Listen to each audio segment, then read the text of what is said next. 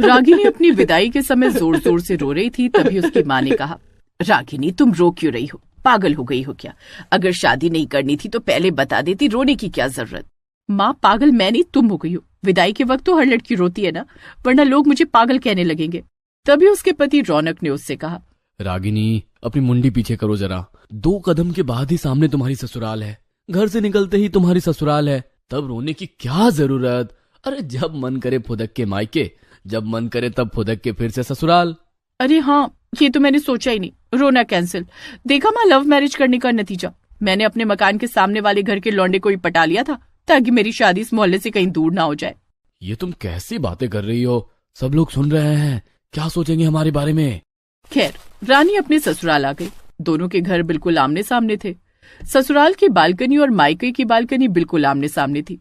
ससुराल पहुंचते ही अचानक भयंकर तूफान और लगातार बर्फबारी शुरू हो गई जो रुकने का नाम ही नहीं ले रही थी। सुहागरात के समय रागिनी ने रौनक से कहा, रौनक मैं अपनी फेवरेट मैक्सी तो लाई ही नहीं, मैं उसे ही पहनकर सो पाती हूँ, वरना मुझे नींद नहीं आती। हाँ तो ठीक है, कल अपनी माँ से मैक्सी ले आना। कौन सा तुम्हारा मायका यहाँ से 100 प्रकाश वर्ष दूर है? नहीं, मुझे अभी वो मैक्सी पहननी है। अरे सुहागरात में मैक्सी पहनने की क्या जरूरत है? और वैसे भी बाहर इतनी तेज बर्फबारी पड़ रही है कि कोई बाहर जा ही नहीं सकता। चलो बालकनी से माँ को आवाज देते हैं, वो मेरी मैक्सी फेंक देगी।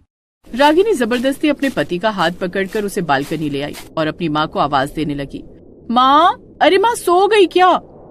लगता है माँ बहुत गहरी नींद में सो गई हैं, कुछ और करना पड़ेगा इन्हें जगाने के लिए। रागिनी तुरंत अपने किचन में गई और एक बड़ा सा चम्मच लेकर आई। उसने वहाँ से चम्मच फेंककर अपने मायके में मारा, जिससे मायके की खिड़की का कांच टूटने की आवाज सुनकर उसकी माँ भी बालकनी में आ गई। किस बदतमीज ने मेरा कांच तोड़ा? अरे माँ मैं हूँ, मैं, इधर देखो सामने। माँ, मैं अपनी फेवरेट ब्लैक कलर की मैक्सी वहीं भूल गई हूँ, जरा बालकनी में फेंक दीजिए। रौनक अपनी बीवी को समझाता क्यों नहीं? इतनी तेज बर्फबारी हो रही है, मैक्सी तो रास्ते में भीग जाएगी। अरे सासू माँ अपनी बीवी को आज तक बड़े से बड़ा राजा नहीं समझा पाया। मैं कौन हूँ समझाने वाला? अब मैं आपको ही समझा देता हूँ। सासू माँ, मैक्सी किसी पॉलिथीन के अंदर रखकर इधर फेंक दीजिए। हाँ ये सही रहेगा, मैं अभी लेकर आती हूँ। रागिनी की माँ अंदर गई, अलमारी से ब्लैक कलर की मैक्सी निकाली, फिर एक पॉलिथीन के अंदर पैक किया और दोबारा बालकनी में आ गई। उसने जैसे ही वो पॉलिथीन ससुराल वाली बालकनी में फेंकी, वैसे ही तूफान की वजह से वो पॉलिथीन बालकनी तक पहुंची ही नहीं, बल्कि वो उड़कर सड़क पर गिर गई। रौनक, तुम्हारा तरीका तो फेल हो गया, अब क्या करें? अब तो मुझे रात भर नींद भी नहीं आएगी बिना उस मैक्सी के। रागिनी आज हमारी सुहागरात है और सुहागरात में सोने की क्या जरूरत? जब बारिश बंद होगी तो तुम्हारी माँ मैक्सी उठा लेंगी, फिर कल दिन में हम उनसे ले लेंगे। हाँ, इसके अलावा और किया भी क्या जा सकता है। चलो बेडरूम में चलते हैं। रागिनी और रौनक फिर से बेडरूम में चले गए। रागिनी की माँ वहीं बालकनी में खड़ी रह गई। ये लड़की एक नंबर की पागल है, मैक्सी छोड़कर अंदर चली गई। कल फिर मुझसे जिद करेगी, मुझे मैक्सी उठानी पड़ेगी। उसी वक्त रागिनी की माँ नीचे आई। उन्होंने एक बड़ी सी लकड़ी के डंडे से वो पॉलिथीन घर के अंदर खींच ली। अगली सुबह रागिनी की माँ बालकनी में खड़ी होकर अपनी बेटी को आवाज देने लगी। अभी तक बर्फबारी बंद नहीं हुई थी। रागिनी और रौनक बाहर आए। रागिनी, तू तो अपनी मैक्सी सड़क पर छोड़कर ही अंदर चली गई थी। मैंने कितनी मुश्किल से मैक्सी डंडे के सहारे उठाई थी। अब तू ही बता कि मैं तुझे मैक्सी कैसे दूं? अगर मैं फेंकती हूँ तो फिर से उड़कर ना जाने कहाँ चली जाएगी। अब सासू माँ, कल जो मैंने तरीका बताया था वो काम नहीं किया। आज एक दूसरा तरीका बताता हूँ। मैं एक लंबी रस्सी फेंकता हूँ, वो मैक्सी आप किसी बड़े बैग के अंदर रखकर रस्सी में बांध देना, फिर हम दोनों इधर खींच लेंगे। हाँ, ये वाला तरीका पक्का काम कर जाएगा। जाओ जल्दी से रस्सी लेकर आओ, यहाँ खड़े क्यों हो? रौनक ने एक नजर अपनी बीवी को देखा और फिर अंदर जाकर एक बड़ी सी रस्सी ले आया। उसने वो रस्सी सामने मायके वाली बालकनी पर फेंक दी। उस रस्सी में रागिनी की माँ ने मैक्सी से भरा हुआ बैग बांध दिया, जिसे धीरे धीरे करके रौनक ने अपनी तरफ खींच लिया। फाइनली वो मैक्सी रागिनी के पास पहुंच गई। हाँ चलो, कम से कम आज तो मैं दिल खोलकर सो पाऊंगी। ऐसे ही वक्त बीतता जा रहा था, लेकिन बर्फबारी बंद होने का नाम ही नहीं ले रही थी। बालकनी में खड़ी होकर कभी रागिनी अपनी माँ से बातें किया करती थी, तो कभी रागिनी की सास अपनी समधन से गप्पे मारा करती थी। एक रोज रागिनी की सास रागिनी की माँ से बालकनी में खड़े होकर बर्फबारी में ही बातें कर रही थी। समधन जी, आज तुम्हारे दामाद का जन्मदिन है, रात को पार्टी में आपको आना ही होगा। समधन जी, बारिश की वजह से कुछ सुनाई नहीं दे रहा, जरा तेज बोलिए। समधन जी, आज रौनक का जन्मदिन है, रात को पार्टी में आपको आना ही होगा। अगर बर्फबारी बंद हो जाएगी तो मैं जरूर आऊंगी। समधन जी, बिना आपके मैं अपने बेटे का जन्मदिन कैसे मना सकती हूँ? आपको किसी न किसी कीमत पर आना ही पड़ेगा। हम सब साथ में मिलकर रौनक का बर्थडे सेलिब्रेट करेंगे। इतना बोलकर रागिनी की सास अंदर आ गई। अंदर रौनक और रागिनी मिलकर घर को डेकोरेट कर रहे थे। रागिनी की सास ने गुस्से में कहा, रागिनी, तू रौनक का बर्थडे मनाने के लिए इतनी मेहनत कर रही है, लेकिन अगर समधन जी नहीं आई तो कोई पार्टी आज रात नहीं होगी। सासू माँ भला क्यों नहीं आएंगी? वो जरूर आएंगी, वो सामने ही तो रहती हैं। मैं अभी तेरी माँ से ही बातें कर रही थी बालकनी में खड़ी होकर। बाहर इतनी जोर की बर्फबारी हो रही है कि वो जैसे ही बाहर निकलेंगी बर्फ के बड़े बड़े टुकड़े उनकी खोपड़ी पर गिरेंगे। अब कैसे आएंगी वो? सासू माँ, बात तो ये सही है, बाहर बहुत बड़े बड़े बर्फ के ओले गिर रहे हैं। कितने दिनों से बारिश हो रही है, मुझे नहीं लगता कि शाम तक बंद हो पाएगी। रौनक, तुम्हारा बर्थडे कैंसिल। कुछ कैंसिल नहीं होगा। अरे तुम्हारी माँ नहीं आएंगी तो क्या मैं अपने बर्थडे नहीं मनाऊंगा? मैं तो अपना बर्थडे जरूर मनाऊंगा। किसी को शामिल होना है तो हो, वरना मैं अकेले ही केक काट लूंगा। बहू, इसे अपना बर्थडे अकेले ही सेलिब्रेट करने देते हैं। हम लोग चलकर इस ठंड के मौसम में चाय पकौड़े खाते खाते टीवी देखते हैं। इतना बोलकर दोनों सास बहू कमरे में जाकर टीवी देखने लगी। इधर रौनक परेशान हो गया। बचपन से लेकर आज तक मेरा ऐसा कोई भी बर्थडे नहीं गया जो मैंने सेलिब्रेट ना किया हो। सासू माँ को मैं कैसे शामिल करूं अपनी पार्टी में? और अगर उन्हें शामिल नहीं किया, मेरी खुद की माँ और खुद की बीवी ही मेरे बर्थडे में शामिल नहीं होंगे। कुछ ना कुछ तो करना ही होगा। अब रौनक अकेले ही अपना पूरा घर डेकोरेट करने लगा। सारा घर डेकोरेट करने के बाद वो बालकनी भी डेकोरेट करने लगा। बालकनी को देखकर रौनक के मन में एक आइडिया आया। ये आइडिया मेरे मन में पहले क्यों नहीं आया? अब देखना, शाम को चाहे बारिश बंद हो या ना हो, सासू माँ मेरे बर्थडे में जरूर शामिल होंगी।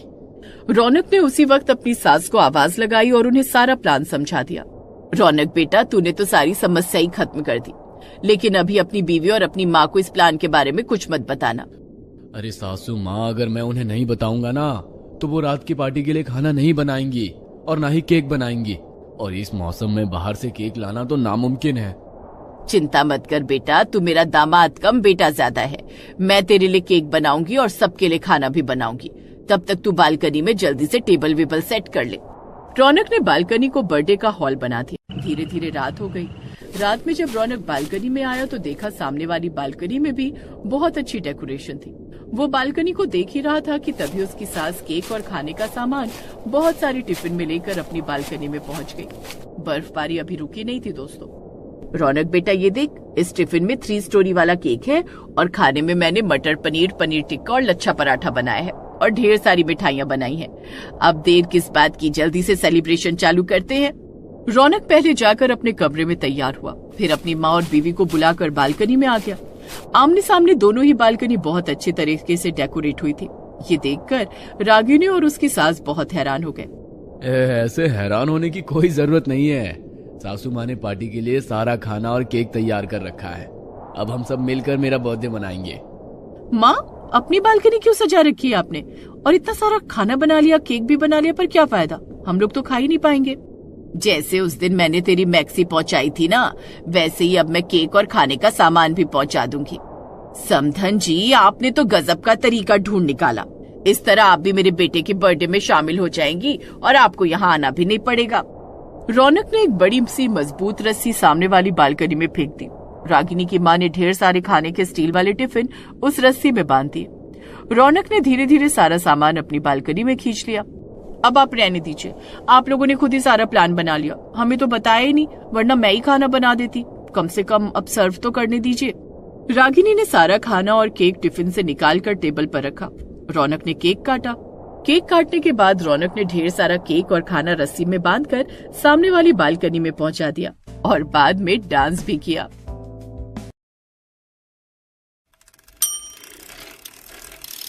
बीना रोज खाने में चटनी और रोटी बनाती थी, क्योंकि बीना का पति गोपाल एक छोटी सी कंपनी में कम सैलरी पर काम करता था।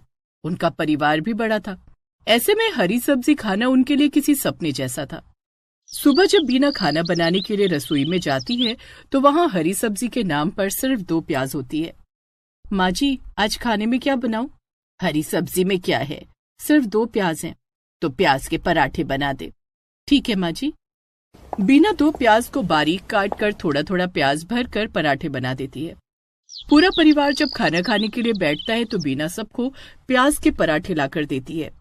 माँ, तुमने कल रात भी प्याज के पराठे बनाए थे, आज तो कोई सब्जी बना देती। पिंकी बेटी, घर में सब्जी के नाम पर सिर्फ प्याज ही थी, वो भी आज खत्म हो गई। अब रात को सिर्फ सूखी रोटी मिलेगी। भाभी, परसों भैया हरी सब्जी लेकर आए थे, वो कहाँ गई? तेरे भैया सिर्फ 1 पाव परवल लेकर आए थे। अब इतने बड़े परिवार में 1 पाव परवल से कितनों का पेट भरेगा? वो तो उसी दिन खत्म हो गए।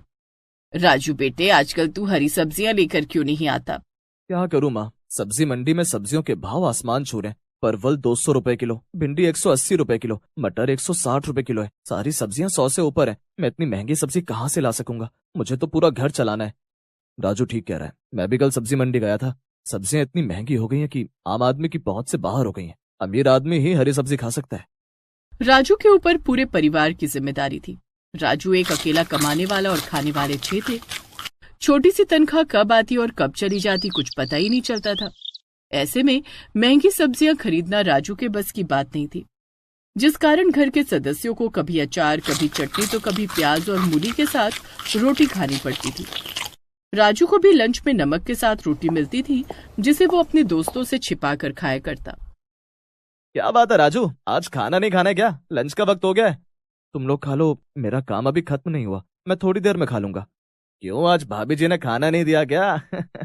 खाना तो दिया है, लेकिन अभी मेरे पास खाना खाने का टाइम नहीं है। देखूं तो भाभी ने ऐसा क्या दिया है। राजू के दोस्त रवि ने जब राजू का डब्बा खोला तो उसमें नमक के साथ सूखी रोटी रखी थी। ये क्या राजू, नमक रोटी? चल तू मेरे साथ खाना खा ले। नहीं रवि, तू खा ले, मुझे तो ये सब खाने की आदत है। रवि उसे जबरदस्ती खाने के लिए लेकर जाता है, लेकिन राजू को रवि के सामने बहुत शर्मिंदगी महसूस होती है। घर आकर वो बीना को सारी बात बताता है। आप चिंता मत कीजिए, हमारे दिन भी बदलेंगे, हम भी रोज हरी सब्जी खाएंगे। उस रात जब बीना खाना बनाने के लिए रसोई में जाती है, आज खाने में क्या बनाऊं, प्याज भी खत्म हो गए। तभी इंदु वहां आती है। भाभी ये लो, मैं धनिया के पत्ते लाई हूँ। अरे ये तुझे कहाँ से मिले? राम प्रकाश चाचा के खेत से तोड़कर लाई हूँ, सबकी नजर बचा के। चल आज खाने में धनिया की चटनी और रोटी बना देती हूँ। बीना खाने में सबके लिए धनिया की चटनी और रोटी बना देती है। रात को जब सब खाना खाने बैठते हैं तब बीना सबकी थाली में हरी चटनी और रोटी परोसती है। ले देकर प्याज का सहारा था, वो भी खत्म हो गया। आज तो चटनी बन गई, अब कल ना जाने क्या बनेगा। तुम चिंता मत करो माँ, रात होने दो, जब सारे लोग सो जाएंगे तो मैं राम प्रकाश चाचा के खेत से थोड़ी सब्जियां तोड़ लाऊंगी। लेकिन इंदु, ये तो चोरी है, अगर चाचा ने देख लिया तो बात बिगड़ जाएगी। अरे भैया, आप निश्चिंत रहो, कोई मुझे नहीं देख पाएगा। उस रात जब सभी लोग सो जाते हैं तब इंदु चुपके से राम प्रकाश चाचा के खेत में जाती है और एक फूल गोभी तोड़ कर ले आती है। इंदु वो फूल गोभी रसोई में रख कर सो जाती है। दूसरे दिन सुबह जब बीना रसोई में जाती है तो वो फूल गोभी की सब्जी और रोटी बना देती है। इस तरह उस दिन पूरे परिवार को सब्जी के साथ रोटी खाने का मौका मिलता है। कितने दिनों के बाद आज सब्जी खाने को मिली है। अब हमें रोज हरी सब्जी खाने को मिलेगी, वो भी मुफ्त में। मैं रोज राम प्रकाश चाचा की खेत से हरी सब्जियां तोड़कर ले आऊंगी। नहीं इंदु, ये गलत है। रोज किसी के खेत से हरी सब्जियां चुराना अच्छी बात नहीं है। तू अब राम प्रकाश चाचा की खेती पर नहीं जाएगी। लेकिन भैया, फिर हम क्या खाएंगे? सूखी रोटी। राजू ठीक कह रहा है, हमें भले ही सूखी रोटी खानी पड़े, लेकिन चोरी करके खाना अच्छी बात नहीं है। लेकिन इंदु नहीं मानती है। वो उस रात भी पड़ोसी राम प्रकाश चाचा के खेत से थोड़े से बैंगन और भिंडी तोड़कर ले आती है। दूसरे दिन बीना रसोई में बैंगन की सब्जी बना रही होती है, तभी किसी के चीखने चिल्लाने की आवाज सुनाई देती है। ये तो राम प्रकाश चाचा की आवाज है। बीना खिड़की से झांक कर देखती है तो राम प्रकाश चाचा बहुत गुस्से में चिल्ला रहे थे। न जाने कौन रोज रोज मेरी सब्जियां चुराता है। इस मोहल्ले में कौन चोर है? आज मैं अपने खेत में बिजली के नंगे तार बिछा दूंगा, फिर चोरी करके दिखाना। देख लिया इंदु, मैंने इसीलिए तुझे सब्जियां चुराने से मना किया था। ठीक है भैया, मैं आज से सब्जियां नहीं चुराऊंगी। उस दिन के बाद से इंदु सब्जियां चोरी करना छोड़ देती है, लेकिन फिर घर में रोटी के अलावा बनाने के लिए कुछ नहीं होता है। बीना कभी घर वालों को नमक और रोटी खाने को देती तो कभी चाय रोटी। माँ, आज फिर नमक के साथ रोटी। ये रोज रोज सूखी रोटी नमक के साथ नहीं खाई जाती। पिंकी बेटी, ये ले पानी, रोटी को पानी में भिगाकर खा ले। मैं कल चाय बना दूंगी तो चाय के साथ रोटी भिगाकर खा लेना। किसी तरह दिन कट रहे थे। बीना के परिवार वालों के लिए हरी सब्जी खाना सिर्फ एक सपना बनकर रह गया था। एक दिन बीना के घर उसकी छोटी बहन रीना आती है। बीना दीदी, मैंने कुछ अचार लगाए थे, सोचा आपके लिए लेती चलूं। ये तूने बहुत अच्छा किया रीना, तू बैठ, मैं तेरे लिए पानी लेकर आती हूँ। बीना रीना को पानी लाकर देती है। वैसे अचार तूने किन चीजों के बनाए हैं? हरी मिर्च के अचार, गोभी के अचार, परवल के अचार, बैंगन के अचार। रीना, हरी सब्जियां इतनी महंगी हो गई हैं कि हमें खाने को नसीब नहीं हो रही है, और तू है कि हरी सब्जियों के अचार बना रही है। दामाद जी की नई नौकरी लग गई है क्या? अरे नहीं दीदी, ये सब मेरी खेत के अचार हैं। तेरी खेत के अचार? लेकिन तेरे पास खेत कहाँ है? तूने खेत खरीद लिया क्या? अरे दीदी, मैंने अपने घर की छत पर ये सब्जियां उगाई हैं। घर की छत पर? हाँ, घर की छत पर मिट्टी डालकर खेत बना दिया और उस पर सब्जियां लगा दी। अच्छा, ये तो तूने बहुत अच्छी बात बताई रीना। हाँ दीदी, तुम भी अपने घर की छत पर सब्जियां उगा सकती हो। रीना के चले जाने के बाद बीना सोचती है कि क्यों ना वो भी अपने घर की छत पर सब्जियां उगाए। भले ही छत छोटी है, लेकिन थोड़ी बहुत सब्जियां तो उगी जाएंगी। बीना उसी दिन नदी के किनारे जाती है और बहुत सारी मिट्टी लेकर आती है। बहू, तू इस मिट्टी का क्या करेगी? माँ जी, मैं इस मिट्टी को छत पर डालूंगी और इन पर सब्जियों की खेती करूंगी। छत पर सब्जियों की खेती? हाँ माँ जी, मैं कुछ हरी सब्जियों के बीज भी लाई हूँ। दूसरे दिन सुबह बीना छत पर मिट्टी बिछाती है और उस पर हरी सब्जियों के बीज लगा देती है। उस दिन बीना बहुत खुश थी। वो खाने में सबके लिए रोटियां बनाती है और सबको अचार के साथ रोटी खाने के लिए देती है। ये तो अच्छा हुआ कि रीना मौसी अचार ले आई, नहीं तो ना जाने हमें कब तक नमक के साथ रोटी खानी पड़ती। पिंकी बेटी, बहुत जल्दी हमें हरी सब्जी भी खाने को मिलेगी। बहू, ये क्या कह रही है? भला हरी सब्जियां खरीदने की हमारी औकात कहाँ है?